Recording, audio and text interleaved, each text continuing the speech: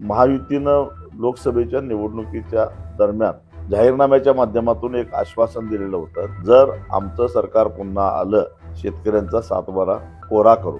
म्हणजे शेतकऱ्याला गंडवून फसवून त्यांची मतं लुटलेली आहेत आणि आता वेळ येताच लगेच हात वर करण्याचा प्रयत्न ही मंडळी करतायत, पण आम्ही ते होऊन देणार नाही.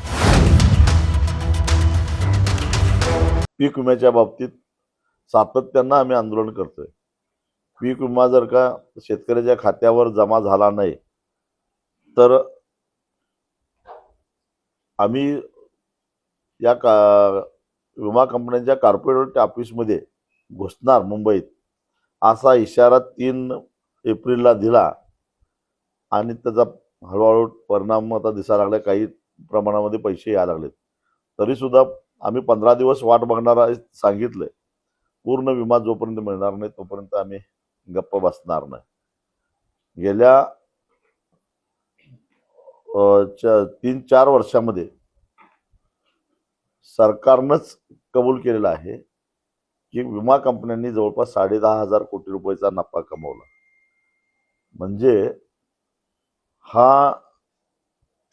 ही योजना ही शेतकऱ्यासाठी होती का कंपन्यांच्यासाठी होती याच्यातून स्पष्ट होतं.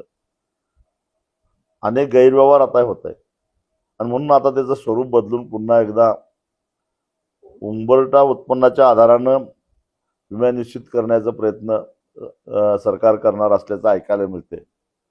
तसं झालं तर पुन्हा शेतकऱ्याचाच तोटा होतो, कारण सर्कलमध्ये भौगोलिक स्थिती सगळे समान असते अशातला भाग नाही. अगदी शेतकऱ्याच्या शेतात सुद्धा एका बाजूला एका कोपऱ्यात चांगलं पीक येतं आणि दुसऱ्या कोपऱ्यात कमी प्रतीचं पीक येतं. त्यामुळं क्रॉप कटिंगच्या आधारानं विमा निश्चित करणं फार अवघड आहे आणि त्याच्यामध्ये शेतकऱ्यांचं नुकसान होणार आहे. त्या संदर्भामध्ये सुद्धा जसं आमची पहिल्यापासूनची मागणी आहे, नैसर्गिक आपत्तीमुळं शेतकऱ्याचं जर का नुकसान झालं तर जसं वाहनाच्या बाबतीत होतं की ॲक्सिडेंट झाल्यानंतर वाहनाची पूर्ण किंमत विम्याच्या रूपात त्या वाहनधारकाला मिळते, त्याच धर्तीवर नैसर्गिक आपत्तीमुळं नुकसान झालेल्या शेतकऱ्याला त्या पूर्ण पिकाची किंमत ही इन्शुरन्स कंपनीकडून मिळायला पाहिजे. अशा प्रकारचा सर्वंकष विमा आम्हाला मिळाला पाहिजे अशी आमची भूमिका आहे.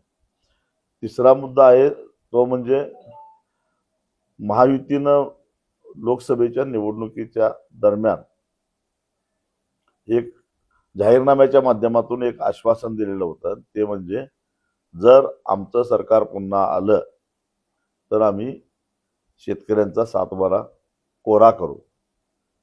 त्यांनी जाहीरनाम्याच्या माध्यमातून ते वचन दिलेलं आहे आणि त्यांच्या आव्हानाला प्रतिसाद म्हणून शेतकऱ्यांनी भरभरून त्यांना मतं दिलेली आहेत. तेव्हा आता त्यांनी सातबारा कोरा करायला पाहिजे. परंतु राज्याचे अर्थमंत्री अजितदादा पवार म्हणतात की राज्याची अशी स्थिती नाही. ते अभिमानानं सांगतात की मी 11 वेळा अर्थसंकल्प मांडला. राज्याची आर्थिक स्थितीची खडानकडा माहिती अजितदादांना आहे, कारण मागच्या सरकारमध्येही तेच अर्थमंत्री होते. मग असं असताना महायुतीनं जो जाहीरनामा काढला, ज्याच्यामध्ये त्या जाहीरनामा समितीमध्ये भाजपचे नेते होते, राष्ट्रवादीचे नेते होते आणि शिवसेनेचे नेते होते. मग त्यावेळी अजितदादांनी का सांगितलं नाही हे आश्वासन आम्ही देऊ शकत नाही म्हणून. म्हणजे शेतकऱ्याला गंडवून फसवून त्यांची मतं लुटलेली आहेत आणि आता वेळ येताच लगेच हात वर करण्याचा प्रयत्न ही मंडळी करतायत, पण आम्ही ते होऊन देणार नाही. शेतकऱ्याचा सातबारा कोरा झाल्याशिवाय त्यांना आम्ही सोडणार नाही. दुसरं आश्वासन त्यांनी दिलेलं होतं, हमी भावावर 20% आम्ही अनुदान देऊ. इथं हमी भावच शेतकऱ्याला मिळणार. सोयाबीन हमी भावापेक्षा किमान 1200 रुपये कमी दरात शेतकऱ्याला विकायची पाळी आली. 400 रुपये कमी किमतीमध्ये हरभरा विकायची पाळी आली. तुरीची अवस्था तीच, कापसाची अवस्था तीच. सरकार जो हमीभाव जाहीर करतात तोही मिळायला तयार नाही, 20% तर बाजूलाच राहिलं. तेव्हा या सरकारनं सत्ता प्राप्त करण्यासाठी जी शेतकऱ्यांची फसवणूक झालेली आहे त्याचा जाब आम्ही शेतकरी विचारूच आणि त्या संदर्भातच संपूर्ण राज्यभरामध्ये दौरे काढून जनजागृतीचं अभियान आम्ही सुरू केलं आहे.